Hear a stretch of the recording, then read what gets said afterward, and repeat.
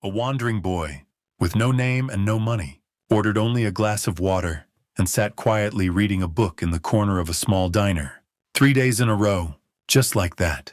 And on the fourth day, the waitress brought him a plate of hot pancakes. No one knew this simple act would change the entire town of Millfield forever.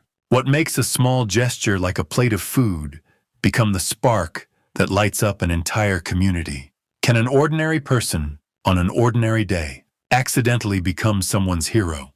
What would you do when caught between the weight of social judgment and the call of compassion? Stay with this story, where quiet moments hide surprises that may bring tears to your eyes. This is the journey of Claire Dawson, a waitress with a heart warmer than the pancakes she makes each morning. And it's also the story of a boy whose identity left an entire town stunned. Don't forget to follow and turn on notifications for American stories to catch more meaningful tales like this one.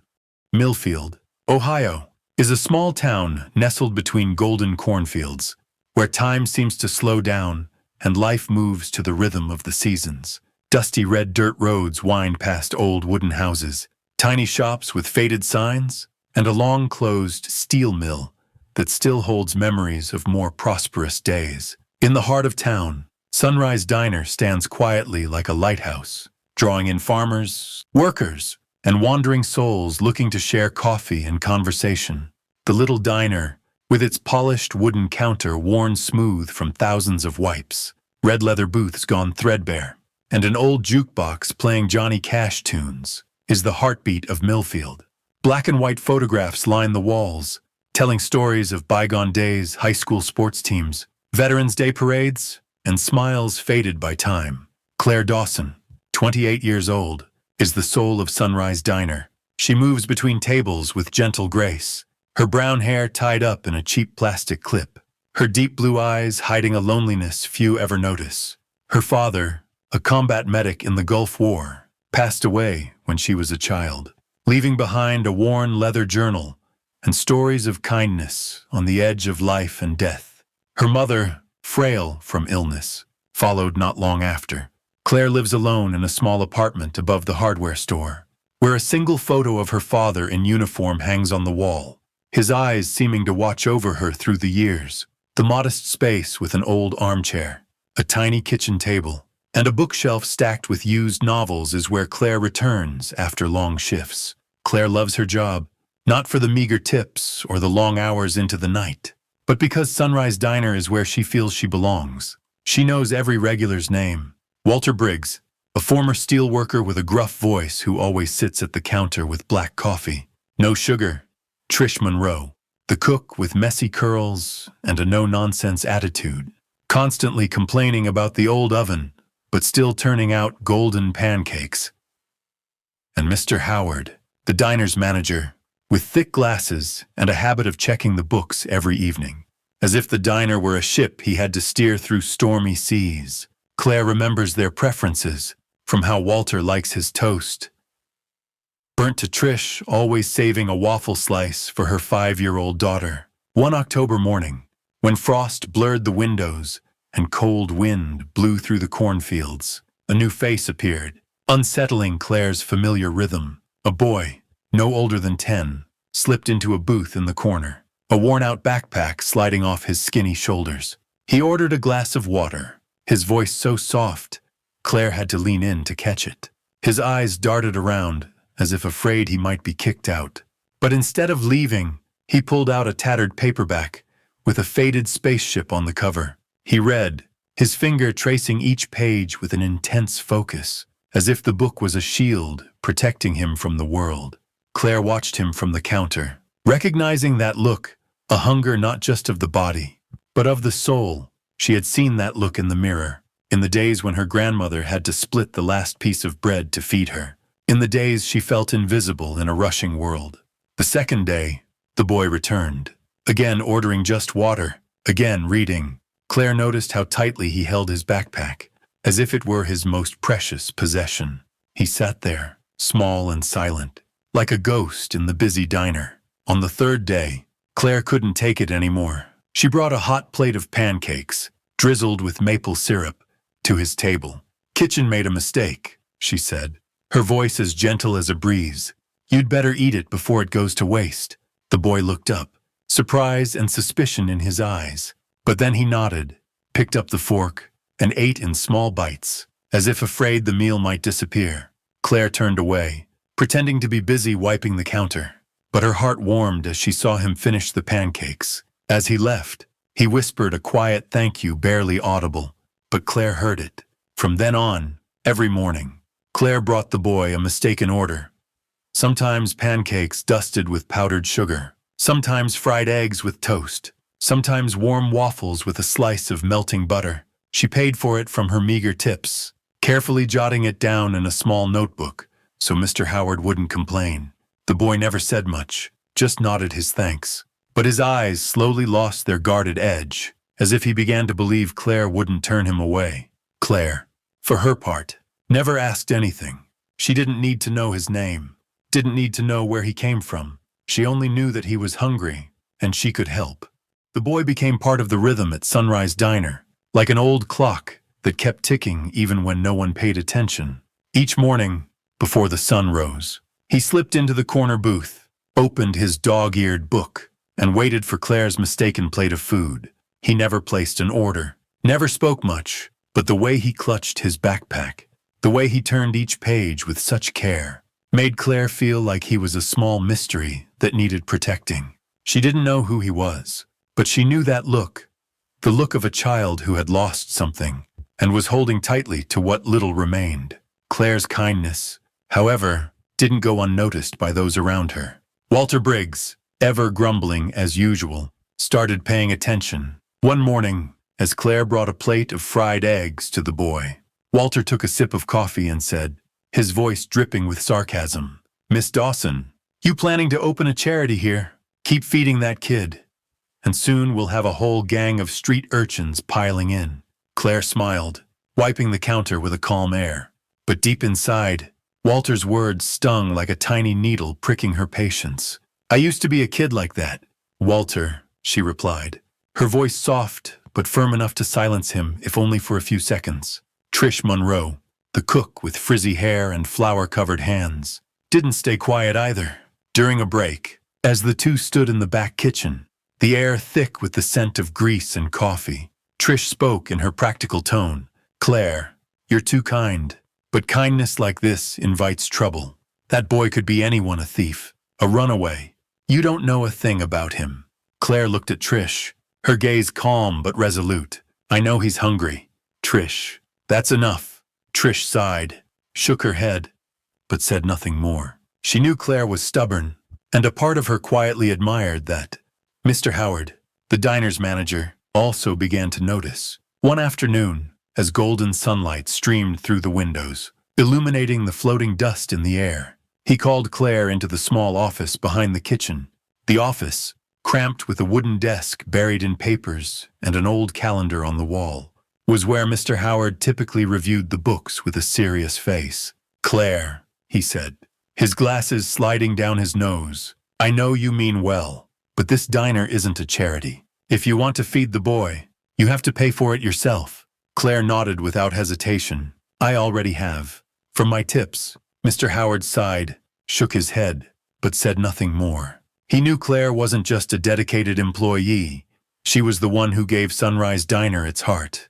Gradually, the quiet bond between Claire and the boy became a topic of conversation in Millfield. Some regulars, like Mrs. Mary, a retired teacher with silver hair and a warm smile, supported Claire. "You're doing the right thing," she said one morning as Claire refilled her coffee. "That boy needs someone who cares. I saw him at the park last week, sitting alone with that book. He looked so lonely, but most others didn't feel the same." Mr. Peterson, a bank employee always dressed in a crisp suit, muttered when he saw Claire bring toast to the boy. "Keep feeding people for free, and soon this whole town will turn into a soup kitchen." Claire heard him, but she simply smiled, wiped the counter, and carried on with her work. One evening, as Claire was cleaning up after her shift, she happened to see the boy walking alone on the dark road that led to the outskirts of town. He clutched his backpack, his steps hurried as if running from something. The dim streetlights cast his thin frame in a pale glow. and Claire felt an unnamed sadness wash over her. She wanted to call out, to ask if he was okay, but she stopped. She remembered what her father had once written in his journal. Kindness doesn't always need words. Sometimes, just action is enough. Claire turned back, carrying with her a quiet resolve she would keep helping him, even if the whole world doubted her. One day, the boy didn't show up. Claire Dawson noticed immediately, because the empty corner booth felt oddly silent, as if the diner had lost a beat from its heart. She left a hot plate of pancakes, drizzled with maple syrup, right there, just in case. But he didn't come. The second day passed. Then the third, still no sign of him. Claire began to worry, wondering if something had happened to him. She asked Mrs. Mary, a retired teacher who often chatted with kids at the park. But she just shook her head, her eyes filled with concern. "Haven't seen the boy at all," she said. "But I heard he hangs around the supermarket sometimes.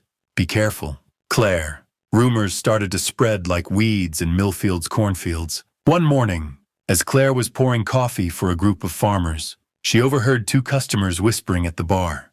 "Heard some kid stole bread from the supermarket last week," one said, voice tinged with suspicion. "Same age as that boy who used to sit here."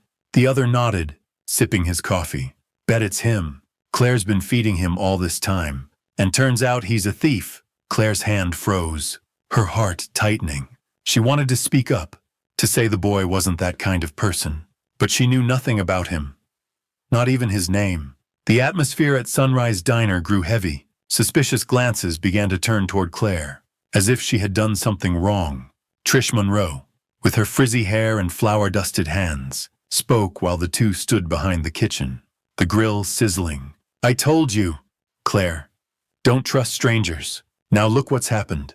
The whole town's whispering about you and that kid." Walter Briggs, as usual, added fuel to the fire with his familiar sarcastic tone. "See that? Miss Dawson, your kindness just brought you trouble. I bet the boy ran off after getting caught." Claire tried to stay composed, but inside her, a seed of doubt began to sprout. She remembered the boy's eyes. Eyes not only hungry, but lonely. And she wondered if she had been too naive. Had the boy really taken advantage of her kindness? She thought of her father, of the lines in his journal, and tried to cling to the belief that she had done the right thing. That afternoon, as pale golden sunlight streamed through the windows, illuminating floating specks of dust in the air, a tall man stepped into the diner. He wore a standard police uniform, with a shining badge on his chest, and eyes sharp as blades.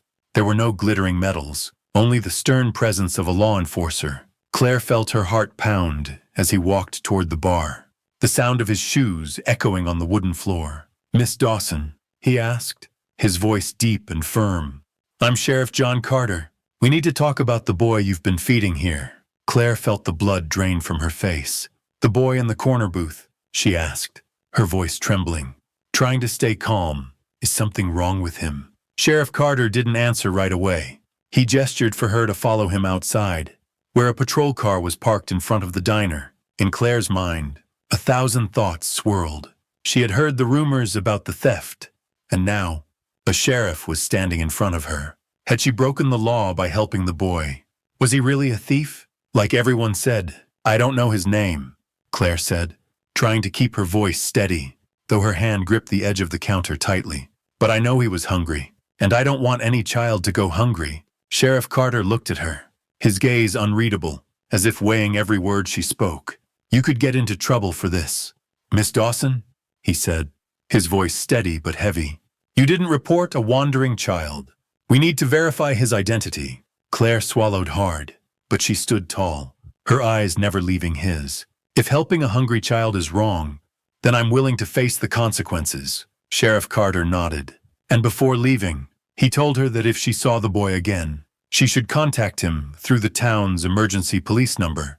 Claire stood there, her heart heavy. She watched the patrol car disappear into the fading sunlight, and wondered if she had made a mistake, placing her trust in a boy she knew nothing about, except for the hunger in his eyes. After Sheriff Carter left, Claire felt as if a storm was rolling in, carrying with it the whispers and suspicious glances of the entire town of Millfield. She stood behind the bar at Sunrise Diner, wiping a spotless glass over and over, trying to keep her hands from shaking. Carter's words, "You could get into trouble for this," still echoed in her mind, like a warning bell of something ominous. She didn't know if she had broken the law, but she knew that her kindness was being weighed, judged by people who had never seen the hunger in that boy's eyes. That evening, Claire returned to her small apartment on the second floor, where the dim streetlight cast long streaks of light across the worn wooden floor. She sat down in the threadbare armchair, the weight of exhaustion pressing on her shoulders. The modest apartment, with a tiny kitchen table, a bookshelf stacked with old novels, and a photo of her father, a combat medic in the Gulf War, hung on the wall. His eyes in the photo, gentle yet steadfast, seemed to remind her of the lessons he once taught. Claire pulled her father's journal from the drawer, the only thing she had left from the days when he was alive. The yellowed pages, soaked with time, seemed to carry his breath. She opened to the marked page, where her father had written about a day on the battlefield, amid smoke and the fragile line between life and death. "Today, I split my ration with a local child. He was so hungry I couldn't look away. They told me I was a fool, that the boy might be a spy, that I was wasting the team's resources. But I knew that look, the look of a child who had lost everything, like I did when my mother saved the last piece of bread for me. Kindness doesn't need a reason, only a heart." Claire read it again and again, silent tears falling onto the page. She remembered the hard days after her parents passed, when she lived with her grandmother in a small house on the outskirts of Millfield. She had once stood outside the grocery store, stomach growling, staring at loaves of bread through the window, but too afraid to go in. One time, a neighbor, Mrs. Jenkins, brought her a plate of warm mashed potatoes without asking anything, just smiled and said, "Eat up, sweetheart." Mrs. Jenkins's eyes, like her father's in the journal, gave Claire the feeling that she wasn't invisible, that she was worthy of love. Now, Claire felt torn. Part of her wanted to believe the boy wasn't a thief, that his lonely eyes were real. But the whispers from Walter Briggs, the warning tone of Trish Monroe, and Sheriff Carter's stern gaze made her question if she had been too naive. She hugged the journal to her chest, recalling her father's voice, the way he laughed when telling war stories to hide his pain. "Sweetheart," he once said, "people might mock your kindness, but don't let them shake you. One meal can save a soul." Claire stood up, walked to the bookshelf, and pulled out The Little Prince, the book her father used to read to her. She turned to her favorite page, where the little prince says, "It is only with the heart that one can see clearly." She smiled, feeling as if her father was right there beside her, reminding her that kindness doesn't need to know someone's name or story. She placed the journal and the little prince on the table, looked out the window where the streetlight flickered, and told herself that tomorrow she would still place a plate of pancakes at the corner booth, whether the boy returned or not. On the 30th morning since the boy disappeared, Claire Dawson stood behind the counter at Sunrise Diner, polishing a spotless glass for the 10th time, her eyes blurred with worry. The corner booth, where he once sat with his dog-eared book and hungry gaze, now lay empty like a quiet void in her heart.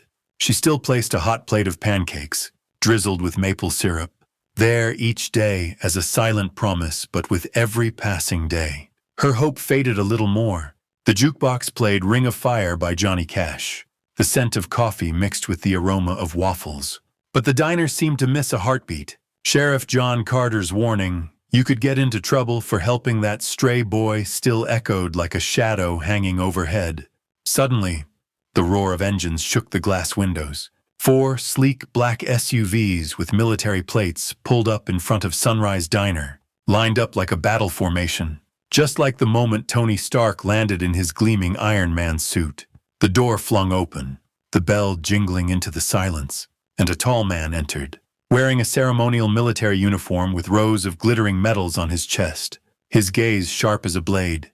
Behind him was an older man, face weathered, dressed in a worn military uniform with a few silver medals, hands trembling, but eyes filled with resolve. No one in the diner knew who they were, and the air grew heavy, like before a storm. "Miss Dawson?" the leading man asked, his voice deep and commanding, like an order that couldn't be refused.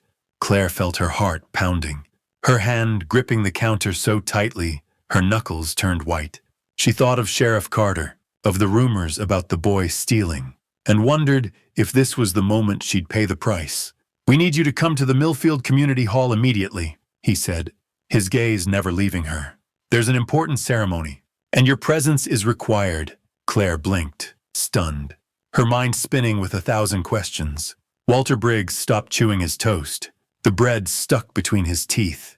Trish Monroe dropped a ladle. The clatter of metal hitting tile rang out, and Mr. Howard stood frozen, his glasses sliding down his nose. Claire nodded, her voice shaky. I'll go right away." The lead SUV carried Claire, followed by others with people from the diner who joined her, driving through Millfield's red dirt roads to the community hall, where the American flag flew high on the pole, fluttering in the morning breeze. Inside, dozens had gathered, veterans in old uniforms, farmers in flannel shirts, and familiar faces from Sunrise Diner. A small stage had been set up, with a red-draped table holding a framed photo of a soldier in uniform, his eyes determined, and a gleaming Medal of Honor beside it.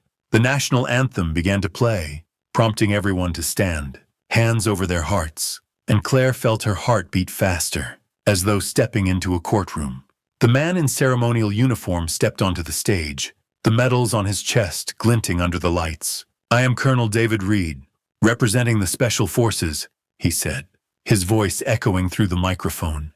"Today, we gather to honor Captain James Bennett, a soldier who gave his life to save 13 comrades during an ambush in Afghanistan. His courage and dedication symbolize the spirit of the U.S. military, and his legacy will live on in our hearts." The hall fell silent, with only the whisper of wind brushing through the windows. Claire sat in the front row, hands clenched, still unsure why she was there, but feeling as though a shadow was tightening around her throat. Colonel Reed held up a crumpled envelope, the handwriting bold yet hurried. "This is Captain Bennett's final letter," he said, his voice low but filled with emotion, "and I have been asked to read it in his memory." Claire held her breath, feeling as if the world had slowed down. "If I don't come back," Colonel Reed read, "know that I gave everything for my team and for my son, Noah. After my wife left following our divorce, I had to take a special deployment, leaving Noah behind, but the war kept me away. I couldn't give my son a home. But in Millfield, Ohio, there was a woman at Sunrise Diner who did. She fed Noah without questions, without judgment, preserving the dignity I couldn't. She was the light in my son's darkness. Thank her for me, from the bottom of my heart." The hall erupted into applause, but Claire heard nothing. Tears streamed down her face, her throat tight. She was the woman at Sunrise Diner.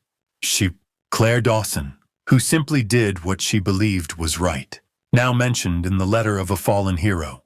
The older man in the worn uniform with silver medals stepped onto the stage, his hands trembling but eyes bright with emotion. "I'm Sergeant Samuel Bennett, James's father, Noah's grandfather," he said, his voice choked. "My son is gone, but his legacy lives on through his heroic act, saving 13 soldiers, and through people like Miss Dawson, who kept hope alive for my grandson when our family was broken."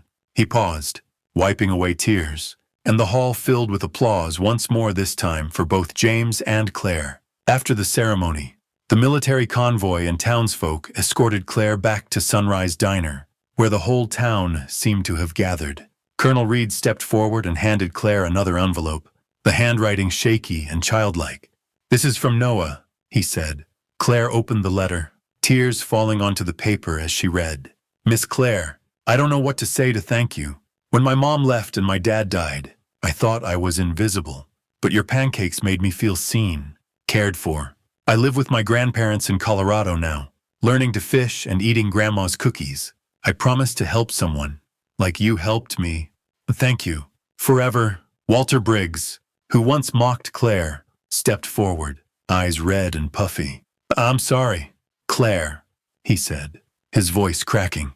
"I was wrong to doubt you. You've made us proud, Captain Bennett." "Too!" Trish Monroe ran from the kitchen, hugging Claire tightly, tears streaming down her cheeks. "You made me feel ashamed for ever doubting you," she whispered. "Mr. Howard," glasses slipping down his nose, smiled and nodded, as if he had just discovered a treasure inside his diner. Colonel Reed then handed Claire a small Medal of Honor, glittering like a star, along with an envelope containing a contribution from the Military Family Support Fund. "Miss Dawson," he said, "Captain Bennett saved his comrades with his life. You saved his son with your kindness, on behalf of the Special Forces. To thank you," the diner burst into applause, as if all of Millfield had come together to honor James's legacy and Claire's compassion. She stood there, holding the two letters close, thinking of the boy with the hungry eyes. She didn't need a medal. She just needed to know that Noah was okay, and that her kindness had become part of a hero's story. After the ceremony honoring Captain James Bennett, Sunrise Diner was no longer just a small eatery in Millfield, Ohio. It became a glowing ember among the cold cornfields, a symbol of kindness and unity. News about Claire Dawson, the woman who gave a hero's son free meals, spread quickly, like wind through the wheat fields. Regular customers, who once whispered rumors about the boy stealing, now looked at Claire with admiration, as if she were a hidden gem they had overlooked for far too long. Walter Briggs, who had once mocked Claire with harsh words, became the town's most enthusiastic storyteller. He sat at the bar, sipping black coffee, his voice still gruff, but now full of pride, retelling the story of Claire and Captain James to anyone who would listen, from farmers to passing truck drivers. "Miss Dawson isn't just a waitress," he declared, raising his coffee cup like he was addressing the whole world. "She reminded me that sometimes kindness is the only thing that matters. I used to think she was naive, but turns out I was the fool." One time, Walter told the story to a trucker from Toledo, and the man left a $5 bill under his coffee cup, with a note. "For Miss Dawson, the person who made me want to do better." Trish Monroe, who had once warned Claire in her practical tone, now changed like a fresh breeze. One afternoon, she quietly brought a free plate of pancakes to a homeless veteran, an old man in a worn coat, his eyes weary. When he tried to refuse, Trish smiled, a smile unlike any she had shown before. "No one leaves hungry here," she said, her voice gentle but firm. Later, in the kitchen, Trish pulled Claire aside, her eyes shining. "You made me feel ashamed, Claire," she whispered. "I used to think kindness was a luxury, but you made me see it's a necessity." From then on, Trish began saving a portion of her own tips to buy meals for those in need, even if she sometimes clumsily spilled maple syrup on her apron, making the entire kitchen burst out laughing. Mr. Howard, the manager with glasses slipping down his nose, changed too. He hung a small wooden plaque at the corner booth, engraved with the words, "For those who serve, and their families." The plaque, though simple, became a reminder that Claire's kindness had transformed Sunrise Diner. Mr. Howard even started hosting a monthly free pancake day, inviting military families and those in need, with Claire behind the counter, smiling brightly. Once, a young boy no older than 8 ran up to thank Claire for the pancakes, and the look in his eyes reminded her of Noah, that same hunger, now filled with hope.